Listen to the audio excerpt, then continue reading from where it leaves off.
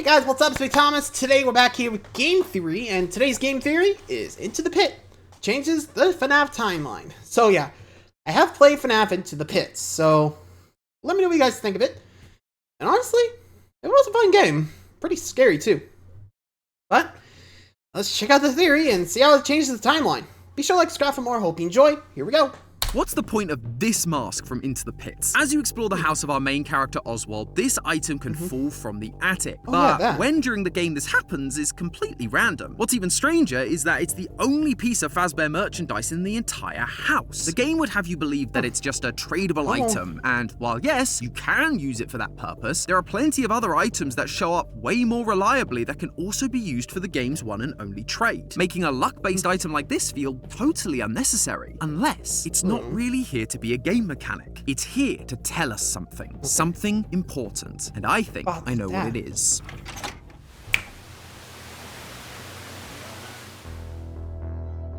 Hello Internet! Welcome to Game Theory, the show that, yes, is finally talking about the biggest and only FNAF game of 2024, Into the Pit. A game based on the first Fazbear Fright story released as part of the big finale of FNAF's 10th anniversary. Or at least it was supposed to be. It ended up coming out a day early, and so instead, we got FNAF movie script pages on the final day. We should probably look into that. Regardless, it came out and people loved this thing. Like the original story, we follow a 10-year-old boy called Oswald, who finds a time-traveling ball pit inside his local pizzeria, Jeff's Pizza. The ball pit takes him back to 1985 when he finds out that Jeff's used to be a Freddy Fazbear's. This thing's got all the stuff you'd expect. Arcade machines, pizza, and a bunch of dead kids along with the Yellow Rabbit mascot that's responsible. This place is the real deal. The Yellow Rabbit tries to catch Oswald, but he escapes, only for the yellow creature to jump out and drag his dad back into the pit instead. The rabbit then re-emerges from the pit, only now he's posing as Oswald's father. And I don't just mean he's acting like his dad. I mean he physically takes on his appearance, at least to everyone else. Nobody seems to be able to see the Yellow Rabbit except for Oswald. And so it's up to him to find a way to sneak past the rabbit, get out of the house, and back to Jeff's to find his dad. Eventually, Oswald does find him, frees him, and kills the Yellow Rabbit in the process. There are some changes here and there to make sure that it works as a game rather than a 40-page story, but overall, it's a really good experience. The time travel mechanics work great for in-game puzzles, and the pixel art style is gorgeous. However, like any FNAF game, we all know why we're really here. The lore. And that's where things get a little bit messy. This game is full of references from all across the FNAF universe. Fazbear Fright stories, the games, the graphic novels, the FNAF movie. Oh, and then there's this. Wow, whoever GGY is has the top score on every game. I mean, technically, if Gregory were a robot, he would live this entire time. What trolls you are. So, yeah, as you can see, the lore of this game is a bit all over the place. It's hard to know if these are meant to be just Easter eggs or whether they're legitimate lore. And I'm sure we could all argue about this till the animatronic cows come home. But instead, I figured we'd do something a little different. Rather than focusing on solving the lore of this game specifically, I wanted to try zooming out a little. Matt mentioned in a previous theory that the original 6 games are about the Afton family, their lives, their mistakes, their deaths, their resurrections, all of that stuff. But since then, we've begun being introduced to characters who, at some point or another, were impacted by the Afton family and their actions. Cassie in Ruin, her father in Help Wanted 2. This new era of FNAF is about the ripple effects caused by the Afton family, and I believe we're being shown exactly that in Into the Pit. And it all comes down to a single collectible, the Freddy mask. Yep, this one item is going to help us not only understand the themes Scott is presenting with modern FNAF, but also show us where it might be going in the future. How? Well, let's just pop in the second tape to find out. But wait, wasn't Scott retired from FNAF? Or was that just game development? I don't know. Like, I remember there was like a talk about him retiring, but still, the fact we're in 1985, which takes place between the bites of 83 and 87, so my guess is this was a forgotten event where, thanks to Oswald's time traveling, no, incident happened, but hard to say since, time traveling's a wibbly-wobbly timeline mess. Doctor Who reference.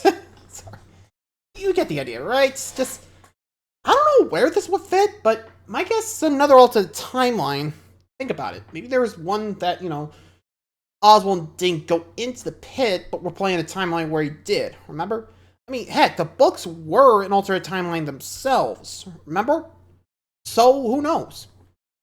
Anyway, so let's just see where this, fits. Oh, legacy. Hi, Tom.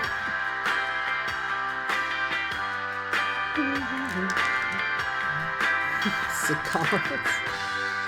Hey, Amy.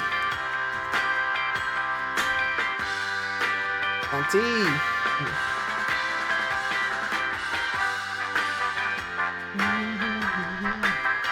Yep, the jackets are back. Embrace your legacy. The Legacy Collection featuring 4 new signature jackets and a range of flattering graphic tees is available now at lumenofficial.com.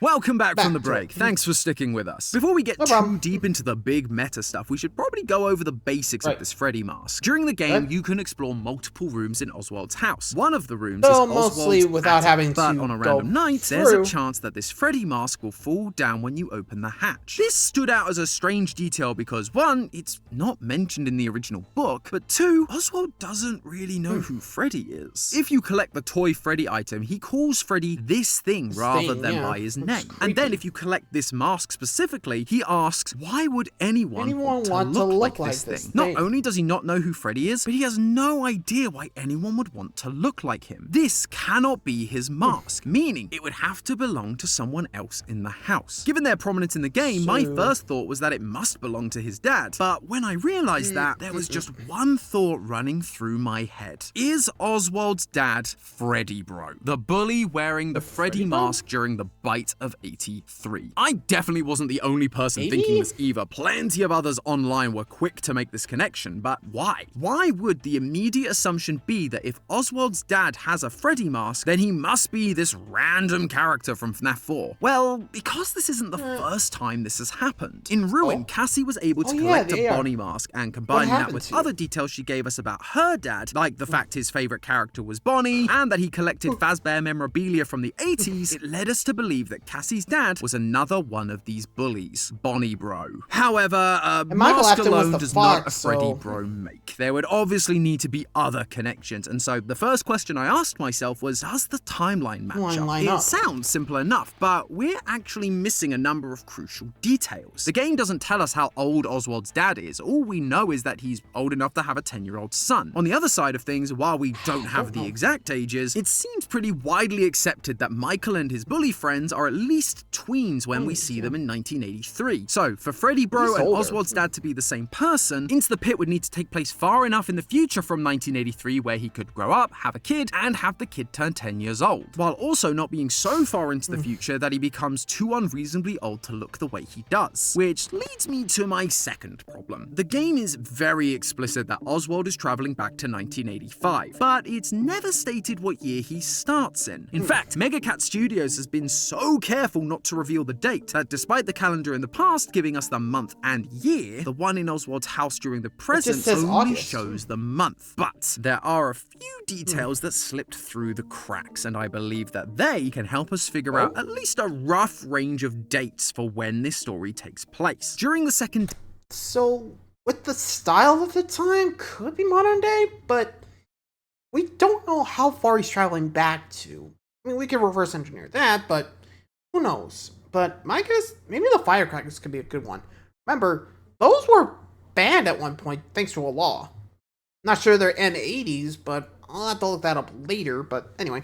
Day, you have the opportunity to look around Oswald's school, and in the second classroom you can find several things hanging on the wall, like numbers, a sun clock, and a world map that seems a little broken. Maybe that's why there's no bears in Security Breach. Before their extinction, bears were known to attack pizza delivery trucks. Probably a theory for another day, but just below that very confusing map is the actually important detail, another calendar. Just like the one in our house, it tells us the month with no year, but there's one crucial difference. It has the days crossed out. out, with the final marked date on the calendar being August 16th. Now, as a Brit, I typically read my calendars as the first day being a Monday and the last day being a Sunday. That would make August 16th we're in America, so that's gonna Friday be in this game. Sunday. However, FNAF takes place in the US, Sunday first, and Saturday you last. guys use some weird calendars that start on a Sunday and end on a Saturday. I have no idea how this makes sense to you. It's called the week same way. end for a reason. Anyway, using this calendar system means that August 16th is a Thursday during the year the game takes place. There's only a few years after 1985 where August 16th has been on a Really? Thursday. 1990, 2001, 2007, 2012, and 2018. This immediately narrows down our search, but the range of dates still feels a little too large. We're currently spanning 3 whole decades. Plus, if the game took place sometime during those early dates, like 1990, it would be nearly impossible for Oswald's dad to have a 10-year-old son and be a teenage Freddy bro in 1983. So, the search continues. My gut instinct was to look more closely at the technology being used. Tech's come a long way in the last 30 years, so it should be pretty easy to date. The piece of tech we have the most hands-on time with in this game is Oswald's dad's cell phone. Taking a look at it in your inventory, there's a comment from Oswald about how it's, quote, the saddest most out-of-date model imaginable. And by today's standards, yeah, I definitely agree. So, I did some research into older mobile phones, and after looking through multiple sites with every make and model of phone since the 1980s, I found this, the Nokia 6600, which is almost identical to the phone Oswald uses throughout the game. This phone was released in 2003, which means our most problematic timeline years of 1990 and 2001 are off the board. As for the other dates, I had to do a lot more digging than I anticipated. Scott and Megacat did a very good job keeping the world looking pretty ambiguous. I looked at washing machines, water fountains, blackboards, whiteboards, TVs, but all of them were either too generic to suggest a year, or the item is still being used in the modern day despite its age. Thankfully, my technology hunch came through once again, because during the game's final day, you get to go into the back of Jeff's pizza, and there you can find Jeff sitting down at his computer. Taking a look at the screen, I immediately noticed something. The grey taskbar and window design is identical to the design of Windows 95, but actually that isn't what I noticed. Despite coming out in 1995, people do still run Windows 95 today. No, what I noticed was the size of his monitors, specifically their aspect ratio. Aspect ratio basically refers to the ratio between the height and the width of an object or video. For example, the video you're watching right now is an aspect ratio of 16:9, meaning for every 9 pixels of height, there are 16 pixels of width. Most standard TV shows and YouTube videos are made in this format, so naturally, most of our TVs and computer monitors are built to match that. But that wasn't always the case. Computer screens actually used to come in 2 different aspect ratios, 4:3 or 16:10. That was until 2008 when the modern 16:9 was introduced, and in 2010, they took over the market as the majority. So the question is, what size is Jeff's monitor? What's the aspect Of course, here? I whipped out the trusty pixel measurements, and I can confirm that Jeff's monitors are in fact 16:9? modern 16:9 monitors, despite him still running Windows 95. Not sure you're going to be getting the most out of those monitors, Jeff. I'm sure LTT would have some thoughts, but hey, you do you. That knocks 2007 out of the running, leaving us with 2012 and 2018, which for our purposes is actually more than enough. The fact the game can't take place in any of the years prior to 2012 means that from a timeline standpoint, it's definitely possible for Oswald's dad and Freddy Bro to be the same person. If he was a teenager in the 80s, by the 2010s, nearly 30 years have passed. So he'd definitely be old enough to have a kid of his own. 38, However, even with that part of the timeline at least somewhat figured out, I realized I had a different problem. Sure, Oswald's dad could be the right age if he was a teenager in 1983, but that kind of relies on us assuming he's Freddy Bro to begin with, which isn't proof in and of itself. I needed more. I didn't just need the year of the game, I needed something that proved Oswald's dad was alive in the 80s. I looked through every inch of this game but found nothing. So I did the only thing I could. I went back and reread the book. I know, who could have seen that coming? Now, I've read these books countless times, but each time I do, new details jump out to me. And with this new game fresh in my mind, I spotted this. Quote, Dad, how old were you in 1985? I was just a couple years older than you. All I could think about was how many quarters I had to spend at the arcade. Jeff's Pizza Pizza. Back before it was Jeff's Pizza, it was some kind of arcade, wasn't it? Yeah, it was, but it closed. At this point, we know that Jeff's Pizza was originally a Freddy Fazbear's Pizza back in 1985. So for Scott to remind us of that, as well as tell us that Oswald's dad spent all of his time in arcades like it during 1985, it's not a massive leap to assume that the two are connected. So not only... Well, that is true, and I don't know about business sense, but I think I've heard, like, some restaurants would actually take over, like, other, like, old school, like, say... You take over a pizza joint, you just run a pizza joint. But there was a Kitchen Nightmares episode where they took, like, a fast food place to turn into an Italian restaurant. But you get the idea, right? Sometimes a restaurant will just take over a former space and just work it out.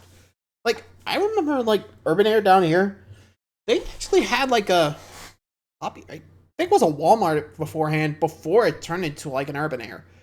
And not to mention, we got a pizza place that's fancy that used to be a Cece's Pizza. I'm not kidding. DeLuca's, by the way. So, yeah. So, what used to be like a fast food place, like, say, Freddy Fazbear's, is now like a fancy sit-down restaurant in DeLuca's. Which, you gotta admit, it's pretty crazy. But I feel like that's gonna be standard practice for, like, businesses. So, it's not crazy to think, like, Freddy Fazbear's would turn into, like, just pizza. I mean, it seems it's a good business sense, you know? The infrastructure is already there, so why not use it? Anyway.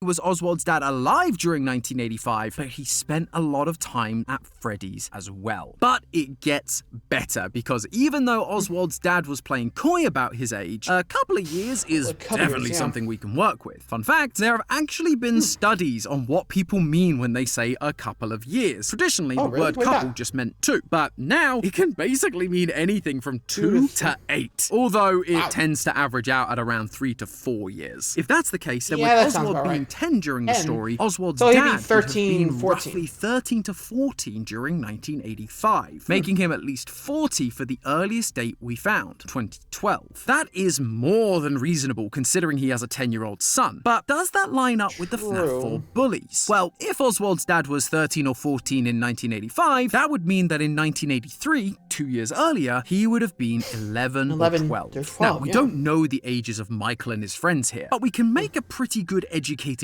guess. The average height of an 11 to 12-year-old boy is between 56 and 59 inches. And during the scene, we see them walk past a handful of dining tables, which usually measure in at around 30 inches tall. If you take a look, you'll see that the bullies are just shy of double the table's height, putting their height smack dab in the middle of the 56 to 59 average.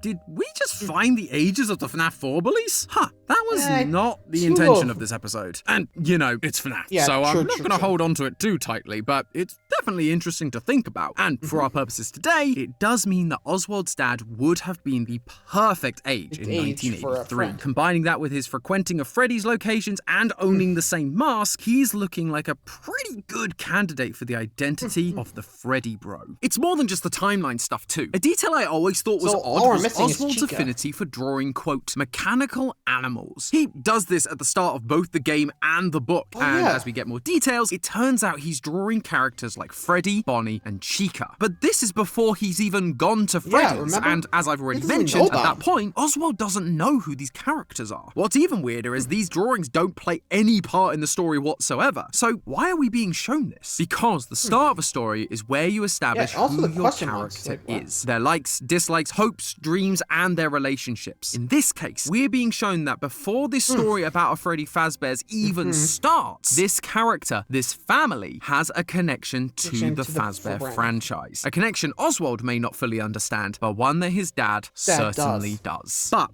why does this matter? What does this fundamentally change for us and our understanding of this franchise? Well, it's once again showing us that this modern era of FNAF is widening our view on the world and the characters we look at, focusing on the knock-on effects of the Afton family and how the part these other characters played all led to them changing their ways. Cassie's dad being Bonnie Bro in Ruin was the first instance of this. Cassie tells us that he had a technician's Faz wrench, hinting that after the bite of 83, he grew up and became a technician so that he could stop any malfunction like the one he witnessed from ever happening again. Oswald's dad being Freddy Bro does the same thing. We learn that Oswald's dad used to work at the local mill before it shut down. Again, in true Scott fashion, he kept what type of mill this was vague in the story. I always imagined it was just your typical steel or wood mill, but in the game, we actually get to visit this mill. Or more accurately, you get to visit the trash heap outside the mill. Although, this isn't any ordinary trash. I mean, some of it is, but next to the classic black bags, you can see a few recognizable Fazbear characters. The most obvious ones are Trash and the gang from FNAF 6. Because, of course, the characters made from literal trash are hiding out in a dumpster. But besides them, you can also find things like a toy Bonnie doll, a Bonnie mask, a Freddy head, and a couple of animatronic hands and feet. And these things do belong to the mill as well, because Oswald says that they've been sitting there ever since the factory closed down. This mill isn't just your typical mill. They were making parts for Fazbear Entertainment. Oswald's dad worked at this factory, so it seems like he grew up and started working at the local factory that made Fazbear parts to make sure that they were properly inspected, tested, and approved before being sent out. That way, no kid would ever suffer the same fate as Michael's brother due to a faulty part. For years.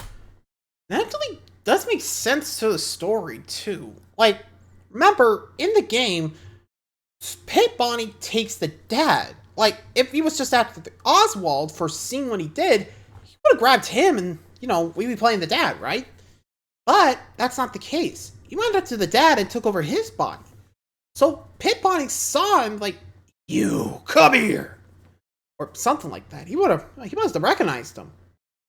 I mean, how else do you explain him grabbing the dad? Like, I don't think he even planned on coming over here, I mean, his goal is to, kill Oswald. Why go the extra step of becoming his dad? Unless he recognizes him from the Bite of 83 incident, My guess, Oswald's dad never went back, so he never had a chance for revenge. But, seeing an older version of him, he recognized the kid as one of the group that forced his son, Gregory, well, you know who, into the animatronic, right? So, to get revenge, yanks him, takes his place, and eats Oswald. You get it? At least that's how I see it, but who knows? Michael, the Foxy Bro, was the only one of the bullies to truly try to atone for the mistake he made. He wasn't able to help his brother, but he tried to put his sister back together. And when he learned the truth about his dad from her, he went on a mission to finish him as well. But for almost a decade, the other three bullies basically got away with it. They just disappeared into the back of people's minds, never to be seen or heard from again. Now, here they are, showing up one by one and revealing to us that these events did change them. That just like Michael, they too are trying to atone for what they did back in 1983. And this theory works regardless of whether you think Into the Pit and the books are 100% canon and Oswald's dad is literally Freddy Bro, or whether you believe he's just a parallel for a grown-up Freddy Bro. The theme is still the same. This era of FNAF is about the ripple effects of the Aftons and the atonement of the FNAF 4 bullies. Scott is trying to wrap up loose ends that were left dangling for years. He's giving us a little more insight into characters that up until now have basically been one-dimensional. Both Bonnie Bro and Freddy Bro were just